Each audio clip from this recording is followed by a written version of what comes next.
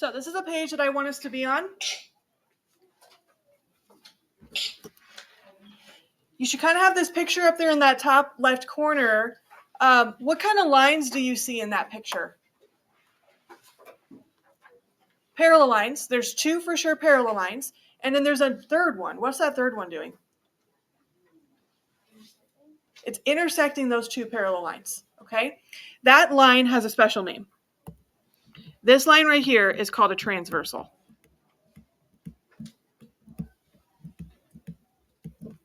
Okay? Anytime that we have lines, and in this case they're parallel, but they don't have to be. You could have non-parallel lines as well. And if there's another line that comes through and is cutting through them, that line's called your transversal. Okay, so for example, if I had lines that weren't parallel, so like up here at the top, let's just draw a picture. Let's say I had a line that went like that, and I had one that goes like that. Those are no longer parallel to each other.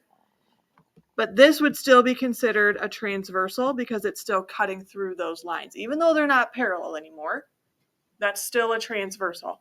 I could have lots of lines in this picture too. Like I just drew those two, but I could have another line that kind of goes through like that. There could be several lines in the picture. And if there's one that just goes and cuts through all of them, that one's always called the transversal. Okay? Now, what we're going to focus on today is when you have it on parallel lines, something special starts to happen with some of those angle pairs. Now, we've talked about a few angle pairs, like vertical angles, linear pairs. You talked about what it means for things to be complementary versus supplementary, but there are more angle pairs out there that we want to talk about today. And then on parallel lines, some of their measurements do something special. And so I want us to be able to kind of go over that today. Now, we won't get through all of this today just because we have short periods, but we'll probably get through the top portion, and then tomorrow we'll pick up right where we left off, okay? When we look at this picture here, and that transversal cuts through those two parallel lines, it divides the picture into two different parts. There's something called the interior of the picture, and then there's the exterior of the picture. Where the numbers 3, 4, 5, and 6 are at, that's known as the interior. Why do you guys think we call that the interior? It's inside what? Parallel lines. The two parallel lines, okay? So anytime I have the lines that are being cut, in this case they're parallel, in between those is always known as the interior of the picture. So then outside of it, like where 1 and 2 are and where 7 and 8 would be, those would all be on the exterior because they're outside of the parallel lines. So we're going to call this the exterior, and down here would be known as exterior as well.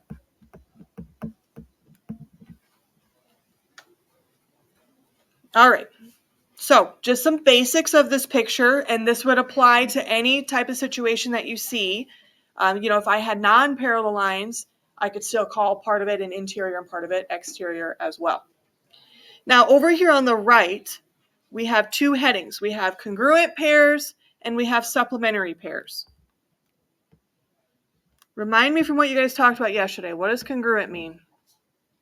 The same. The same. So there'd be angles that look like they would be equal to each other.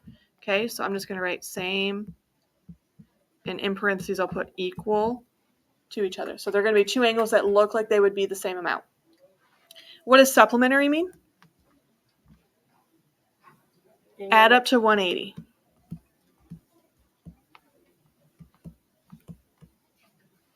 Okay, so what I'm going to have you guys do is I'm going to give you a little bit of thinking time, and I want you to list out as many congruent pairs you think you can see and as many supplementary pairs you think you can see. Now, do I have any angle measurements given to you in this picture? No. So we're doing a little bit of assuming here that if angles look like they're the same measurement in this picture. We're kind of assuming that. Now, if you still have patty paper with you, you could maybe use patty paper to trace one of the angles and then do like some rotations, reflections, translations like you've been doing in the last unit and see if you can get it to line up with something else in the picture. So if you want to use that as a tool, if maybe you're stuck on finding some of these angles, that would be a really good tool that you should still maybe have access to. But I'm going to give you guys a little bit of time here to think about this. I want you to write down as many angle pairs as you can find. Okay? Go ahead and start writing down however many you think you can find. I'm going to give you some time to do that. I just write angle 1 and 2 for this one. Sure.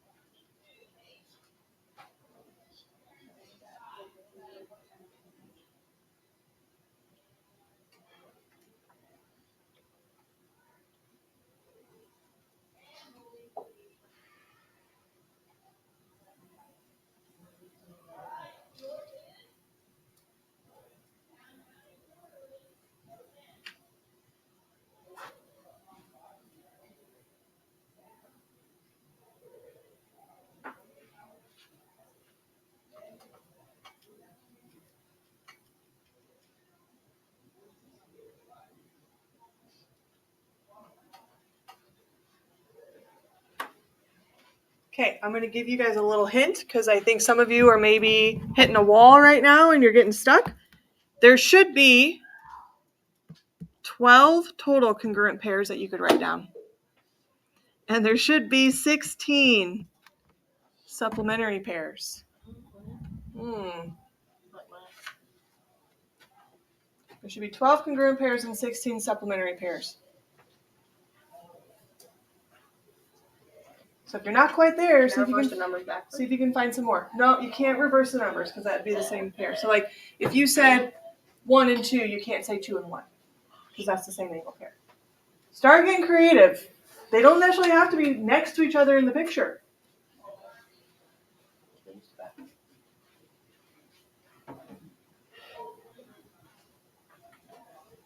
I'm running out of room.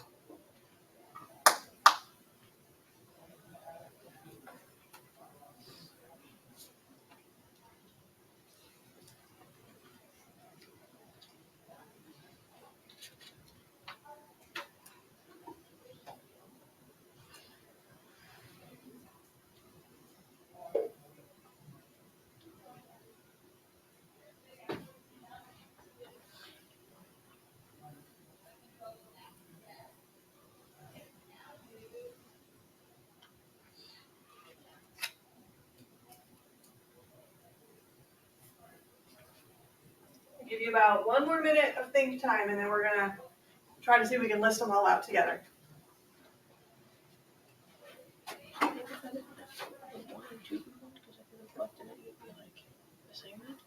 For which one? For congruent or for supplementary? Congruent. I would put 2 over, it would be the same as 1. Do they look the same? No, not really. So yeah, you could reflect it over, but I don't think that they're going to look the same when you do that. So I don't think we can say that those are congruent.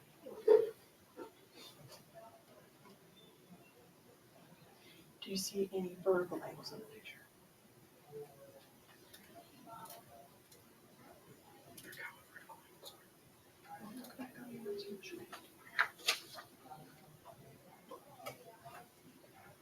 Anytime that they cross and make like an X, those ones that are across from each other. That'd be one. All right. Like I said, there should be 12 congruent pairs. There should be 16 supplementary pairs. Did anyone think they found them all? No. I got a couple hands raised, okay? Were any of you close to 12 or 16? Maybe you were missing like a couple.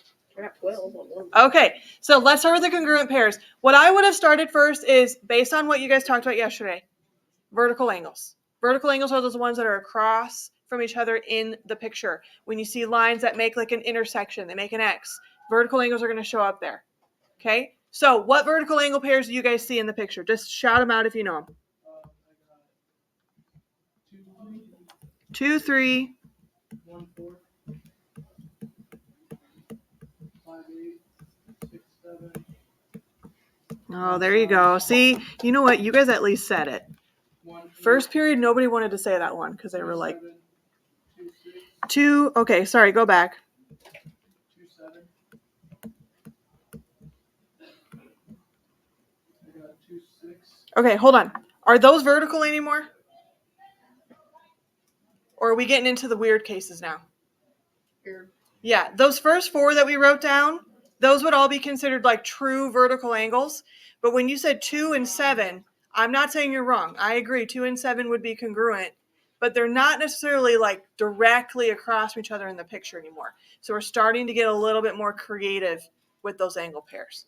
So 2, 7 works. So what other ones look like 2, 7?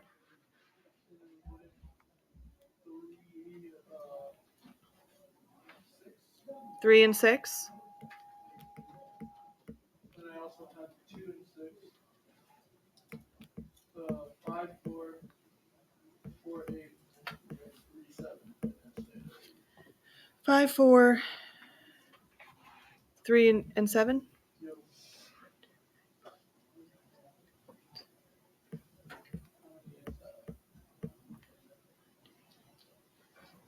I've got 9, so there should be 3 left. Yeah, what do you think, Keegan? 1 and 5. 1 and 5 works. 4 and 8. Is that up there? 4 and 8. I don't think we have that one yet. Is 3 and 7 up there? Yes, right here at the top of that second column. Oh. We need one more. There's one more. 1 and 8. Oh, for jump outs. Good. That should be 12. So make sure you have all 12 of those written down. If you missed a couple, just fill them in because you're going to want them for what we're going to do tomorrow. You're going to want all the angle pairs written down for tomorrow. All right, now supplementary pairs. I think these ones are a little bit harder to spot only because they don't look the same anymore, but they have to make a line if you were to put them together. So the first thing I would have looked for is linear pairs. That's something that you guys would have talked about yesterday as well. Anytime that there's a straight line in the picture and there's like a shared side, there's going to be a linear pair that's showing up there. So for example, like 1 and 2 is a linear pair, right? They are along that line across the top. They're right next to each other. So I'm going to go ahead and start there. Let's start with all the linear pairs. Just linear pairs right now. Go ahead and say them. If you know them, just say them. 3, 4, 5, 6, 7, 8.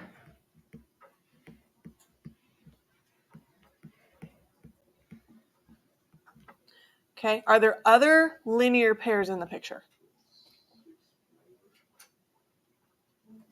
1, 3 works. 2, 4. Yep. Keep going. 5, 7, 6, 8. Good.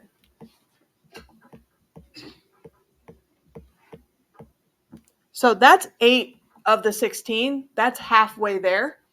All of those angles, though, are side by side in the picture. They're just switching your perspective on the linear pair that you're looking at and like what straight line that they're making, okay? So now we're going to get into kind of these more weird cases where they're not necessarily next to each other in the picture anymore. Okay, so does someone else see a different linear pair that could have been created? Keegan? 1 and 4? Or no? 1 and 4 would be congruent, so they're not going to be 180. 1 and 6, let's start there. Okay, let's just stop here for a second and talk about this. 6 and 1 are not next to each other in the picture, but we're saying that they could potentially be supplementary. Here's why. If I took angle 6 here and I moved it up to angle 2, wouldn't those be the same thing? We said over on the left-hand side that 2 and 6 are congruent to each other. So if I did a translation and I just slid angle 6 up to angle 2, they should match, which is why it's okay that we're writing down 1 and 6, because those would be angles that would still add up to 180, just like 1 and 2 are. Okay, so let's go back over here. Let's start listing some of those other kind of maybe weird ones. 2 and 5. 3, 8. Good. 3 and 8. 4, 7. 4 and 7. And I think those all kind of do the same thing. Like there's one from the top, there's one from the bottom. One's kind of interior, one's exterior. Okay, there's some more. What'd you say? 1 and 7. If 1 and 7 work, what other one looks just like that on the other side of the picture? 2 and 8. Okay, 2 more.